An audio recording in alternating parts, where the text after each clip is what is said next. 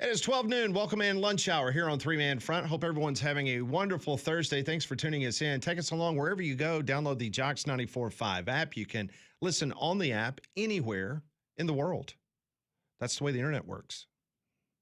Go to jocksfm.com and you can listen to your heart's content, or you can go to YouTube, that fancy location on the web in which you can watch video of Conrad Van Order. And you don't even need YouTube TV. No, you don't. We need to get you a foot cam in there. I don't think anybody wants to see that. Aha, you'd be surprised. Mm-hmm. Yeah, you would. I think I have nice feet, all things considered. Molly Like they could be a lot worse. Molly just dry here. heaved. Yeah, she's just threw up in her mouth a little bit.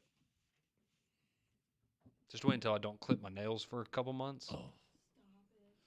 That was one of the challenges that somebody suggested, one of our listeners. What, clip his toenails on camera? No, we're not going to get into it because I won't be able to eat Like, tonight. don't clip my nails for a long time? No, it had nothing to do with your nails. Oh, somebody else's? Yeah. Oh, Think of wild guess. that's weird. Yeah. Is that Faye? No. Then I'm okay. Not interested. The big news in college football today, Landrum, happened right after we came on the air today about the college football playoff and its chairperson. Yeah, the Baylor Athletic Director, College Football Playoff Chairman Mack Rhoades is stepping away from both roles for personal reasons. And Rich Clark made the announcement this morning, told Heather Dinich of ESPN that he's going to step down from his role with the committee at this time for personal reasons. It is also expected that there could be some deliberations, some proceedings that happen at the end of the season because Trey Wallace came on. He's the one who broke the story. Mm-hmm. And he came on yesterday and he said, just keep an eye on Baylor, keep an eye on Waco, Texas, and Mack Rhoades at the end of the season. Seems like this is a preliminary process of setting all of that up where Mack Rhoades is going to have to answer some legal questions to some attorney somewhere. And the committee typically has 13 members on the committee, and it was already down one. And now with him leaving, it will be down to 11. And it appears that the athletics director at Arkansas, Hunter Yurachek, he doesn't have anything going on right now, right? No. He is being nominated to be the next chairperson. So they will have to vote on that. But it appears, and he would have to recuse himself just like he would at any particular time that an SEC school is being discussed in the college football playoff room. But he So like appears to be the 70% guy. of the conversations they're having, you Yeah, have so- to recuse himself. So basically, Hunter Yurachek will be on your TV screen every Tuesday night. But outside of that, he probably won't ever be in the room. And to brief people why Mack Rhoades will be stepping down, the incident and just kind of putting it all Cliff Notes version is game in Waco earlier this season. Michael Trigg, talented guy. Auburn fans, you'll remember he was the one guy that was open all the time in that opening week, but it was Michael Trigg there. Mack Rhoades went down onto the field, onto the sideline as the game was beginning and had an issue with the undershirt, that the color of the undershirt that Michael He's wearing Trigg a gold shirt, right? was wearing, Long-sleeve yes, shirt. underneath the pads, and actually put his hands on him and was having a very animated conversation with him. That did not go over well with Michael Trigg. Obviously, probably didn't go over well with other folks. And so now Mack Rhoades, the leader of your athletics department there at Baylor, is going to have to answer questions. Yes. Not a good look for leadership. No, not at all. So the College Football Playoff Committee looking for a new leader inside that room. Last night, the SEC availability reports came out. There will be another one tonight after 7 o'clock. But the most interesting thing is that Oklahoma could be without one of its top defensive playmakers on Saturday against Alabama, defensive end R. Mason Thomas, who currently is 5th in the SEC in sacks. He's got 6.5. Pretty good. Yeah. 7th in tackles for loss. He was listed as questionable on Wednesday's availability report. Thomas injured his quad during the first quarter of Oklahoma's win against Tennessee. It happened as he was returning a 71-yard fumble return for a touchdown. If you heard Tyler McComas from KREF Radio joined us on Tuesday, he told us that he did not believe that you would see R. Mason Thomas play, and sure enough, he shows up on the availability report last night. Also on that report was starting Mike linebacker Kobe McKenzie for Oklahoma. He injured his groin against Ole Miss. McKenzie suited up but did not play against Tennessee. He is listed as probable on Wednesday. A surprise on the availability report was defensive tackle Jaden Jackson for the Sooners. The sophomore did not appear to be injured against the Vols. He played in 39 snaps. So all of a sudden, could have been something, got dinged up in practice, whatever the case may be. So there's 3 stars on the defensive side that you have to worry about. And then on the offensive side, word is that they might be starting 2 freshmen on the offensive line against Alabama. In his time in Oklahoma in the last 2 seasons, it seems like Oklahoma has had a ton of injuries, more than any other school in the SEC that I can think of. It's been bad for him. It didn't cause them to lose to Alabama last year, though. No? No, it did not. Nope. You're going to have all hands on deck, though, for this game. Especially playing inside Bryant-Denny, where they've won 17 in a row. It's the nation's longest home winning streak. I don't think Oklahoma has enough on offense. I really don't. I think the offense is what it is. You're not going to see a whole lot of difference. John Mateer, I know the injury, but I based on what I saw prior to the injury, I don't think that this was ever going to be a top 5 offense. So since he's come back from the hand injury against Auburn, he's played in 4 games. He's averaging 183 yards a game, 2 touchdowns, 4 interceptions. Yeah. 8 touchdowns and 7 interceptions. That's the ratio. Yep. I heard Brent Venables, I think it was maybe yesterday on the SEC coaches teleconference, where he was talking about the velocity of Mateer. It's getting better. It's getting better. Yeah. It's been increased the last week or so. He is currently 3rd on the team in rushing yards. So yeah, he's a threat. He's the 3rd leading rusher on that team. I think he's got a little over 300 yards rushing for the season. Here's the difference in a guy like Mateer. Now, the offense hasn't been near this bad, but why you don't hear the outcry from Oklahoma fans is because they've still managed to win games, as opposed to being so close every week. Yeah, just think about before the season, we kind of outlined the fact that Brent Venables was going to be on maybe a hot seat with Hugh Freeze. Freeze was fired. Venables won that game at Tennessee. That gained him a lot of support because they had not beaten a ranked opponent on the road since Venables took over at Oklahoma until that happened. Again, anything that happens at the Cotton Bowl, that's not a true road game, so to speak. That's a equal venue. But it should be a good one. Alabama around a 6.5 point favorite in the game. That is a 2:30 kickoff down from Bryant-Denny Stadium. Alabama is going to hope that they can continue the turnover margin victory that they have almost every single game. They rank 4th nationally in turnover margin against an Oklahoma squad that ranks 111th in turnovers. They like to turn the ball over.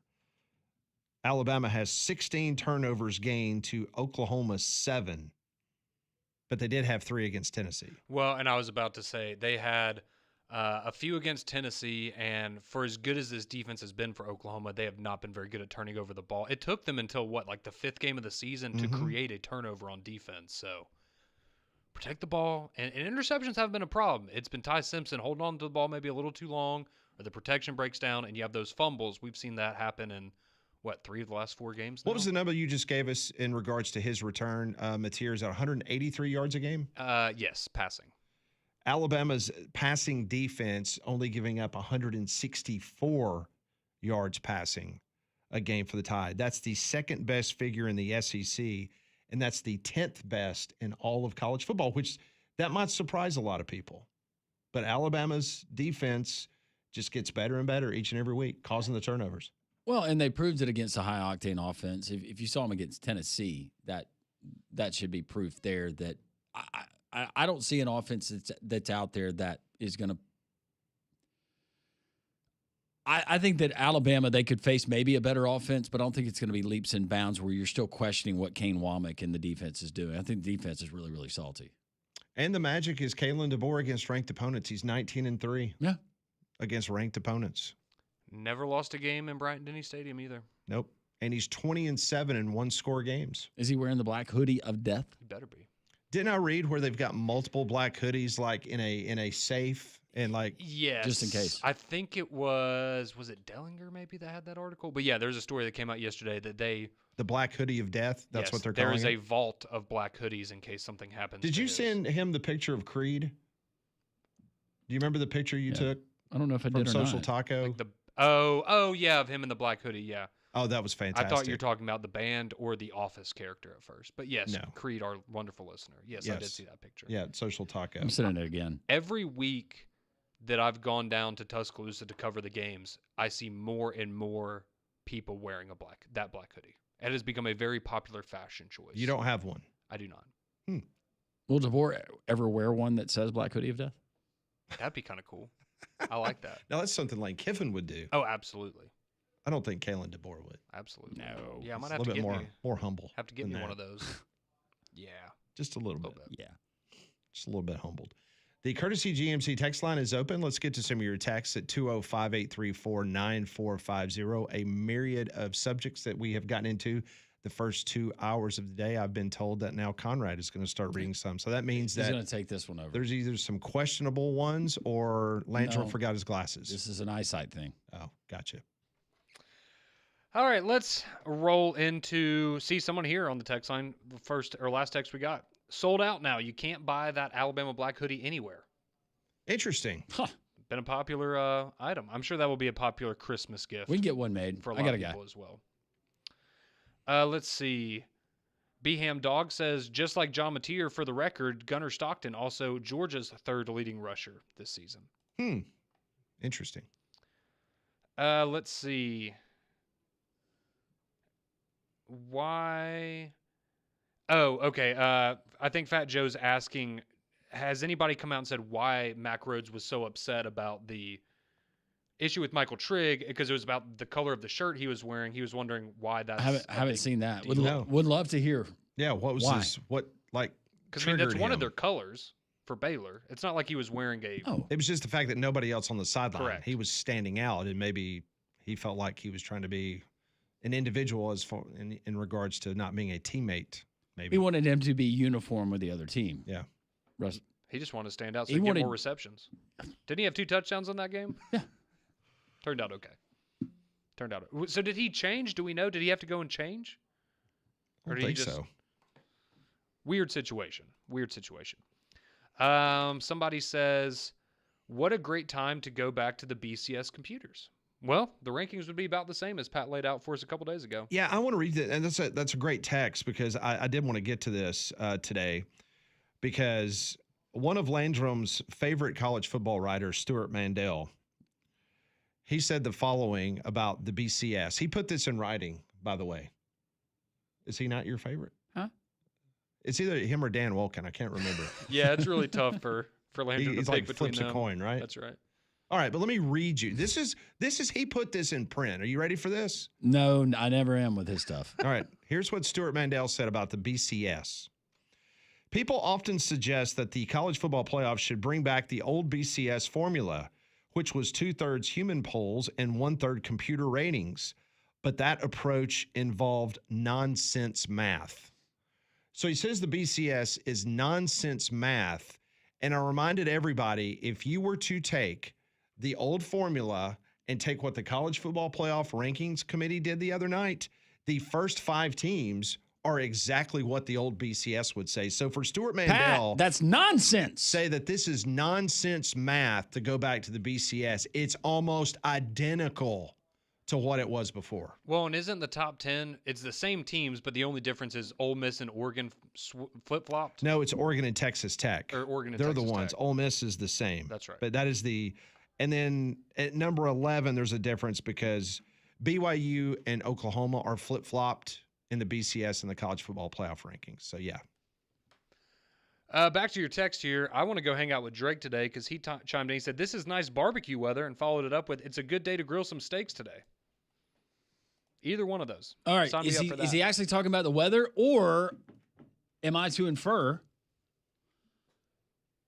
that there's some legs to Lincoln Riley maybe looking to get out of L.A.? Could this be one of the big splashes that Scott Strickland and that search is swinging? Big game hunting.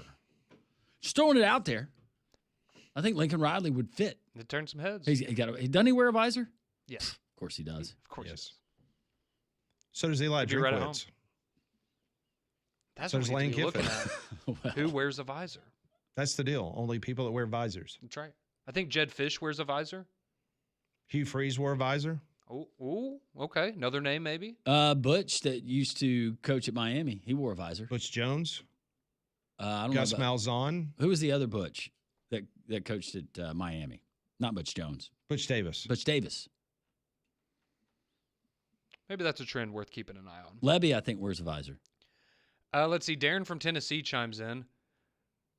How many more wins would Kentucky have if they started Cutter Boley sooner instead of Zach Calzada? This team is much improved with him at the helm. They've been better. Can't believe Calzada didn't work out. Is this the guy? Is this the backup that gave up girls? No, that's a Vanderbilt. That's Vanderbilt. That's Blake. Oh, that's the Vanderbilt guy. Yeah. Gave up women to ride the pine. Collins from Pell City. What did you say? He gave up Women to ride the pine. He gave up women to ride the pine. Yeah, the bench, Pat. Sit on the bench. Yeah, I guess that one. You said it. I didn't.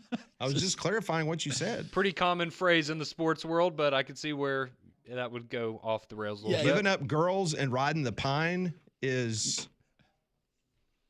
I don't know what the kids Giving up girls and now he's riding the pine is the way that you phrased it. Correct. And it was just, yeah. Yeah. 5 seconds goes by in between those two. You're fine. It's not as fun, though. Collins from Pell City says, who would make the best committee replacement out of the people on the three-man front show?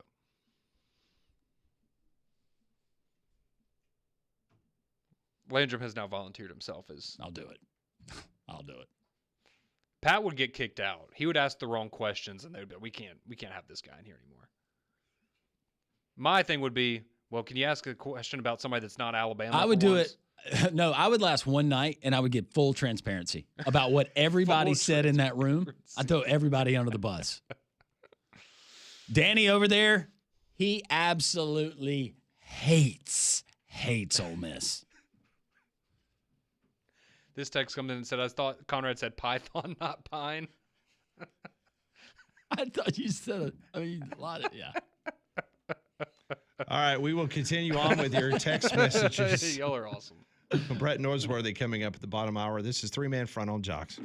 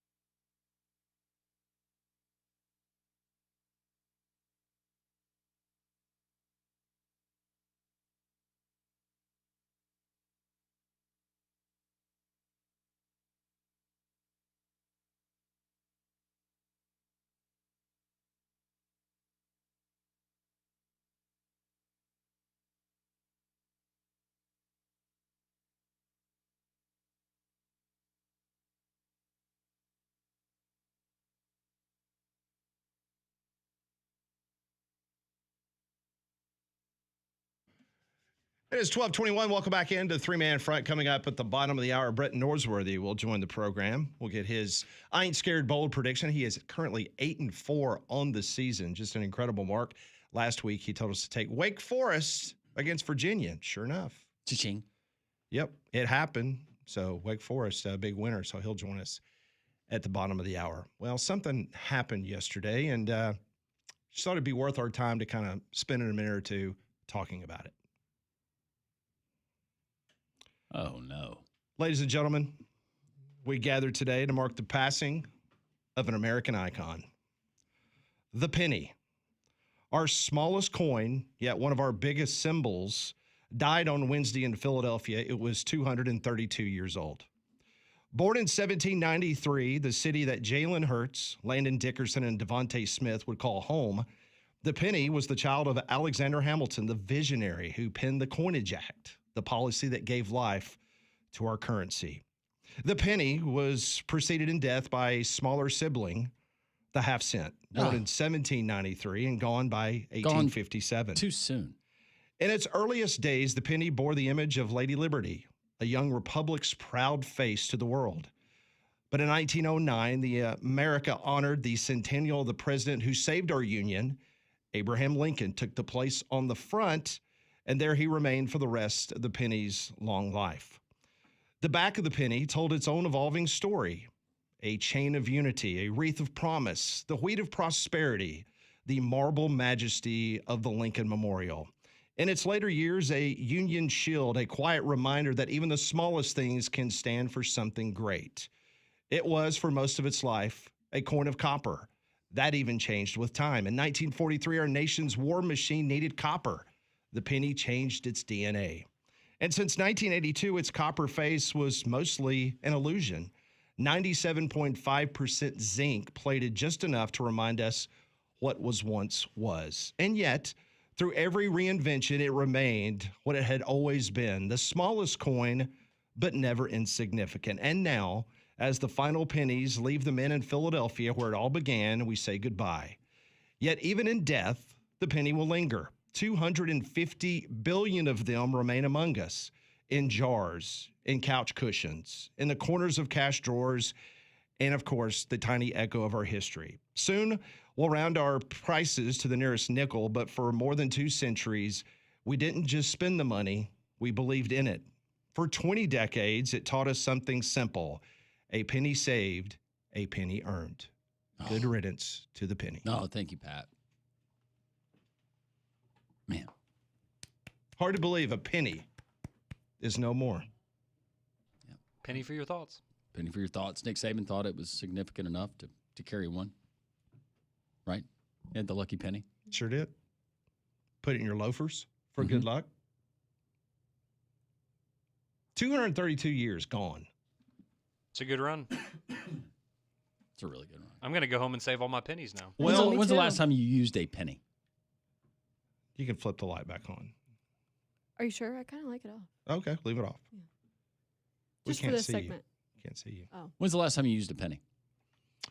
At this time, I would like to instruct my teammates, Landrum, underneath your mouse pad, you should have something. Molly, underneath your show sheet. Conrad, you should have something. Oh. $100. I wonder what this is. Oh, thank you, Pat.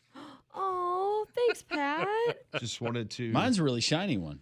What year is it from? I have no idea. I can't see. Ooh, mine's 2011. That was a good year. Mine's 2022. I don't have my glasses. Here, can you read it? No, I can't read it. Here, hand it.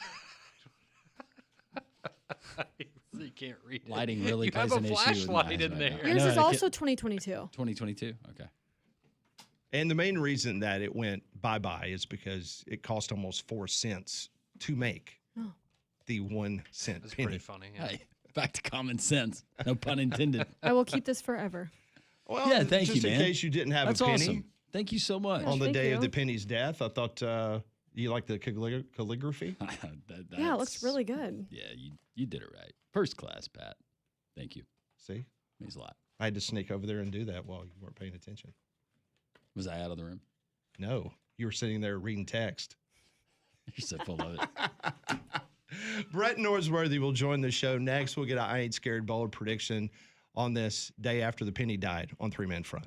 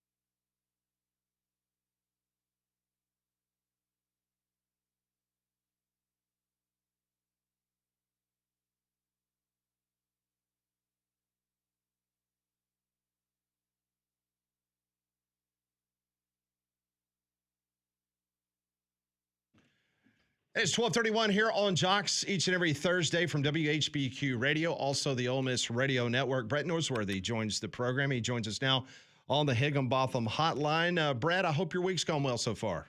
It has, Pat Smith. Great to be with y'all and ready for another great weekend in college football. And only 3 full weekends left in the conference championship games. And we do all those preseason W's and L's. I don't want to bore people with doing it on our air or your air. But now would be fun for everybody just to do these last 3 W's and L's and see how it shakes out. You know, it would be, Brett, and we were talking about this a little bit earlier, and I want to get your opinion on this. We believe that if the 4 big games in conference play, if the home teams hold serve this weekend, I'm talking about Bama, Ole Miss, Texas A&M, and Georgia, that those 4 teams are a lock no matter what happens the rest of the season after this weekend. Those 4 are a lock for the college football playoff. Do you agree or disagree with that? I very much agree. And how about this? We don't have it this year, but what if this year we had 12 at larges, just the 12 best teams in the country? I submit the SEC would have in A&M, Bama, Georgia, Ole Miss, Texas, Vandy, Oklahoma, and maybe Tennessee. Amazing. If you just took the best teams. Right. And that's what I want. I want meritocracy. I want the valedictorian to be the smartest kid in the school. And everybody in that grade knows who the smartest kid, who it is. I want the homecoming queen to be the best-looking girl on campus. Great point. Brett, with the college football playoff committee, and we know we're going to get a new committee chair, Mack Rhodes, stepping away. Has the transparency, has it improved, or do you think it's just by nature because of the teams that we have, it's more cut and dry this year? Landon, I think it's so easy that he's been able to deflect, and it was such a poor job done last year. Anything would look better. So he's looked a little bit better, but he's in a mess with Michael Trigg, who was at Ole Miss for a year. And also on that committee, you got Hunter Yurachek. And I've been told by a lot of Arkansas people that the hammer falls on him as soon as his committee tenure plays out, but they don't want to embarrass him right now with him being on that committee that he's done at Arkansas. Oh, wow. Well, that was going to lead into my next question since you brought up Hunter Yurachek. What's going on with the Arkansas search? I saw Trey Biddy's report last night that only 2 guys to his reporting that has officially been reached out to, and that was James Franklin and Rhett Lashley. We all believe Rhett Lashley obviously signed that extension or agreed to an extension at SMU. He may not be going anywhere. What are you hearing? Is James Franklin the only legitimate person so far you've heard for that job in Fayetteville, Arkansas? And he would fit, but how would you like to be Arkansas hiring someone that could not win the big game at Penn State? Well, it'd be easier for them since they don't ever play in many big games. He won't have to worry about losing. Brett Norsworthy joins us from WHBQ in Memphis. We look at the potential names that are out there. Auburn's got a vacancy, of course, in addition to Arkansas, LSU, and Florida. With those names that are out there, Eli Drinkwitz, his name has been linked potentially to Penn State, seeing his name in the mix at Auburn, potentially, and also at Florida. What's your best guess on Eli Drinkwitz, and does he stay put in Como? I don't think he stays. He's got really good options. And I think would be a fit in either place. Everybody wants to talk about geographic fits. Well, he coached at Appalachian State. That's not that far from Happy Valley. And he's won big at Mizzou. So he's been in cold weather games. He knows how to you got to know how to practice in cold weather games as well as play in them. So he's used to that. And then, everybody's looking at Florida as it will be easy for somebody to do it. But I will say again, over the last 60 years, you've had 2 big hits at Florida, and you've had 8 huge misses. 2 guys have won, Coach Spurrier and Urban Meyer, and the rest of them couldn't get it done. So just how easy is Florida? That's a great point. Let's ask you about LSU, because earlier this week we found out on Monday and Tuesday that Brian Kelly is suing the LSU Board of Supervisors. What are you hearing on that job? And is that a job that potentially would turn some big names off because of the fact that the governor's involved? I think everything, how LSU's handled it would be off-putting to a lot of people. Look, how it ended with Ed Orgeron wasn't really flattering, and he won them a national championship, but it ended very poorly for him. And he was one of them. He talked like them and looked like them and acted like them. So they wanted to go opposite that, and then they treated that guy just as shabbily. Look, this week it has turned out that we all thought LSU was kind of a soap opera wild place. Now it's looking like they're cheapskates. They're going to have to pay him every cent.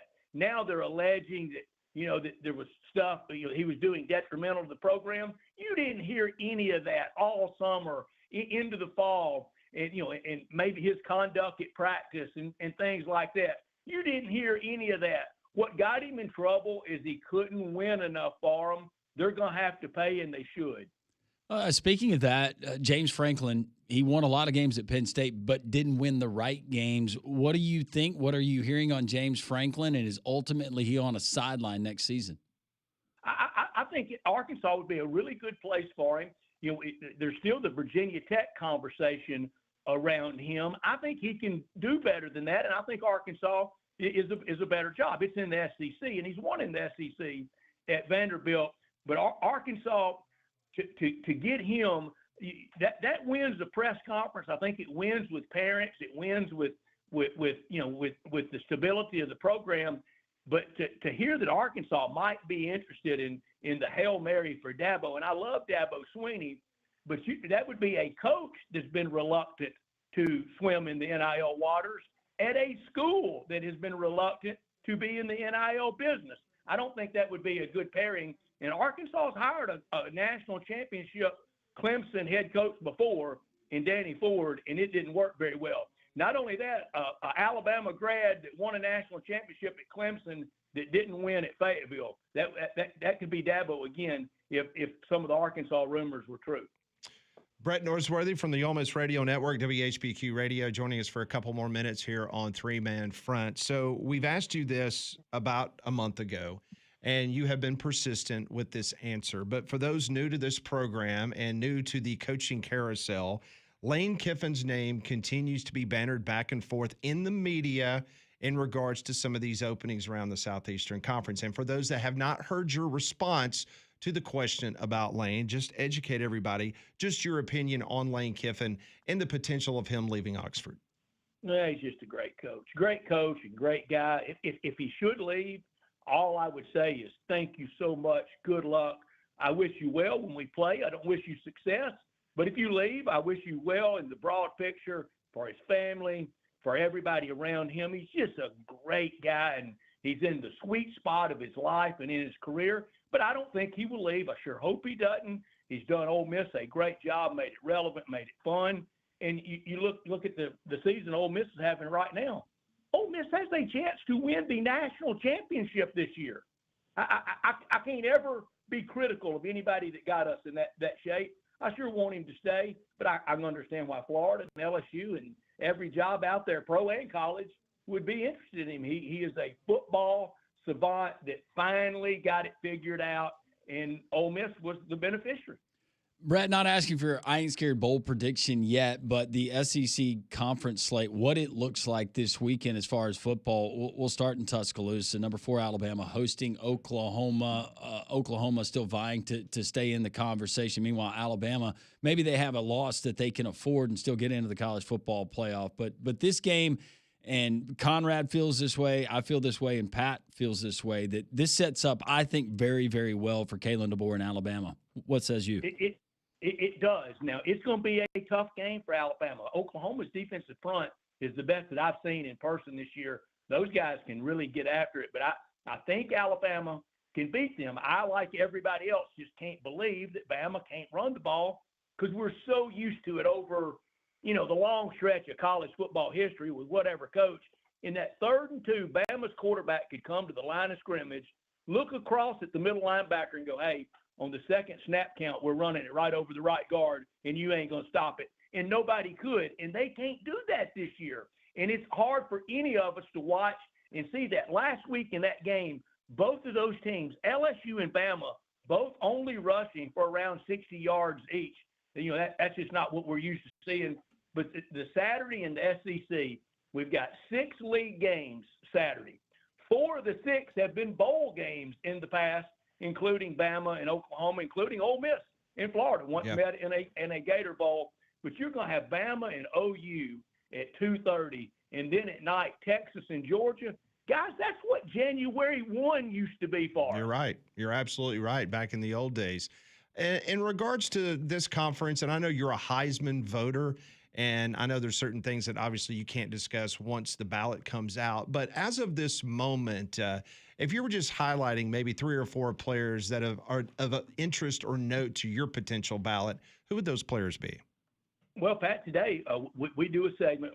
We don't do it every week. We do it about once a month during the college football season. We call it 4 Downs, and each of us asks hard questions, nothing softball. Well, today, my 4th down question, I'm asking today 1, 2, and 3 for the Heisman. I can screenshot and send you the picture for veracity's sake. 1, Ty Simpson. 2, the quarterback at IU. 3, Haynes King. That would be my vote today. Okay, there you go. Oh, that's actually really good. I think a lot of people would agree with you. Brett Norsworthy joining us, very talented radio host there in Memphis, also a part of the Ole Miss Football Radio Network. All of our guests join us on the Higginbotham Hotline. You got Texas and you got Georgia this weekend. We've seen that twice, at least last year we did. Any potential shakeup or drama that you see in this one? Yeah, I think so. I think you could have Texas. They're going to have to play their best game of the year. But you look how people have been able to move the ball on the Georgia defense. Now they are advertising, and they're right. They're hard to kill. But what if that finally didn't work out? What if that rabbit split 4th quarter?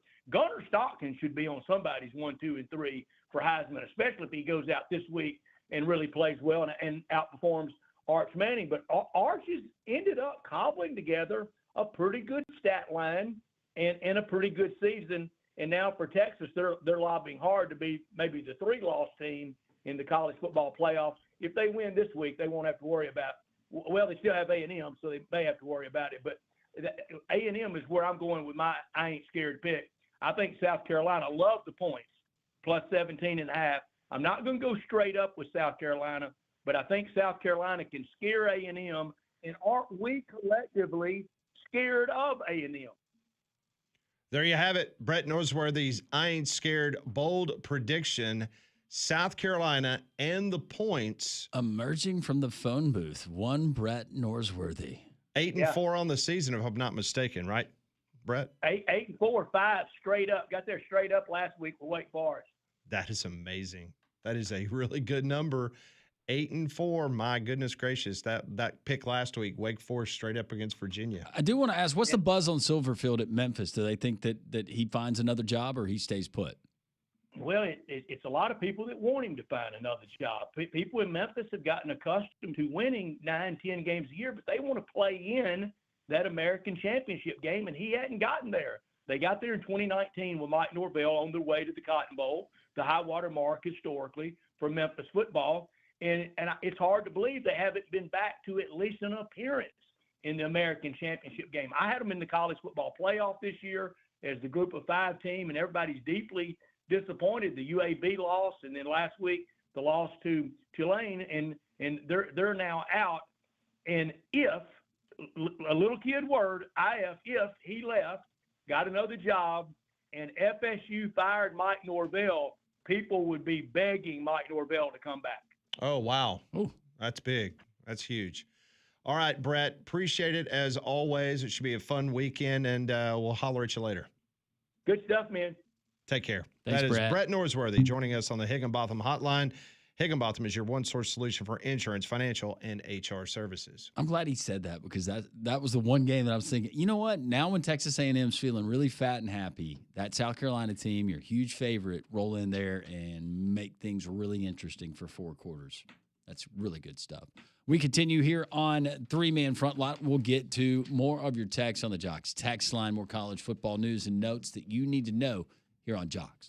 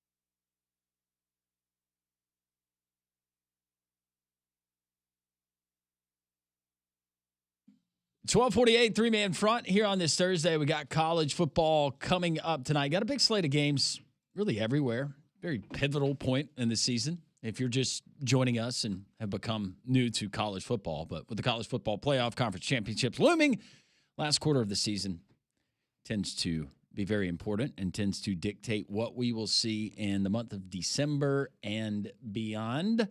But tonight you get Troy taking on ODU out of the Conference USA and, the Sun Belt. But also what you've got tonight is you have the NFL, Pat, which I know that you're going to be paying close attention to because you have the Jets taking on the Patriots. Yeah, that is correct. The Patriots are going for their 8th straight victory. I know it's kind of hard to fathom that, but they are. It would make Drake May the only quarterback in franchise history other than Tom Brady to achieve that in a single season, winning 8 games in a row. That is pretty amazing.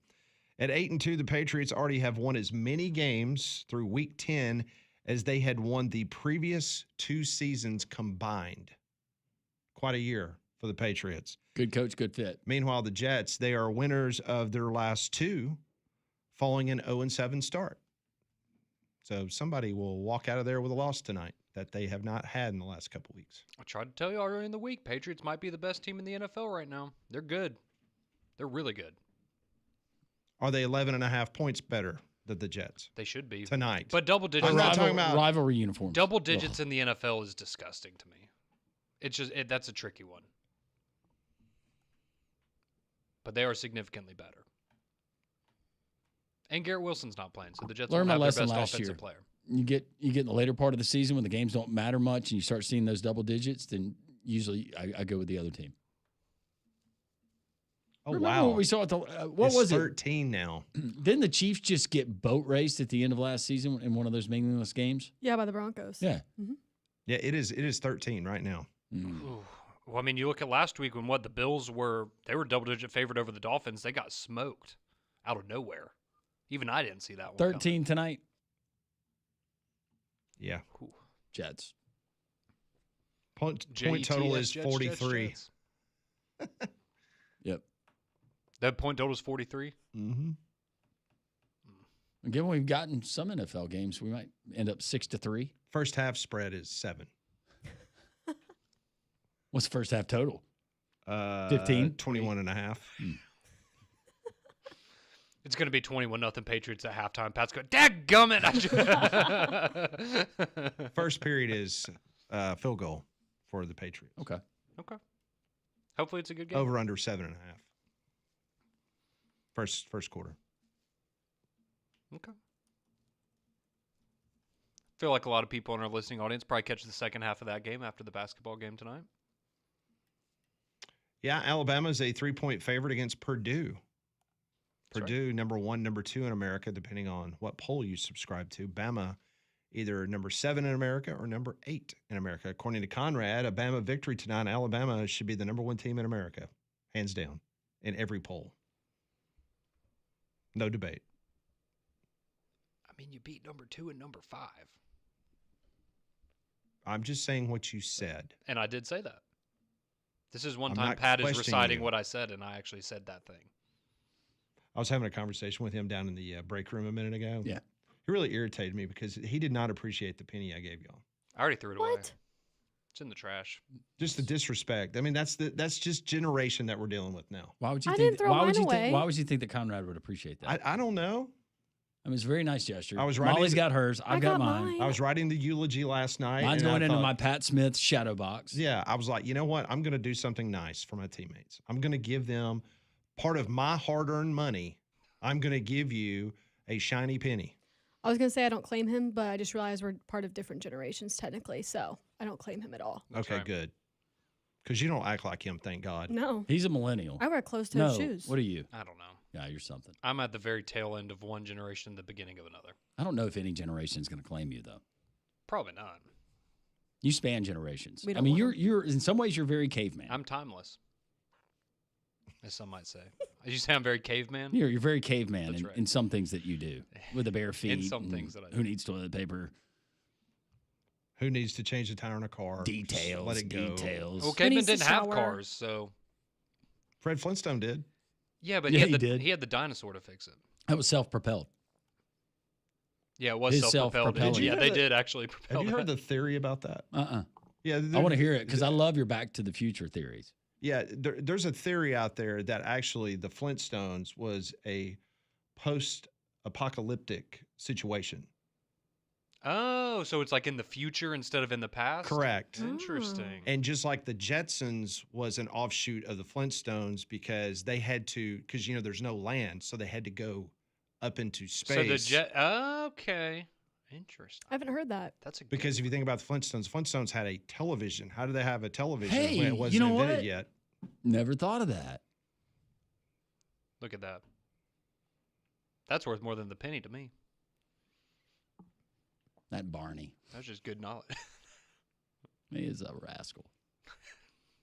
Barney. Yeah. Yeah. You just blew my mind with that. See? Yeah. I did not. I had never heard that before. Okay.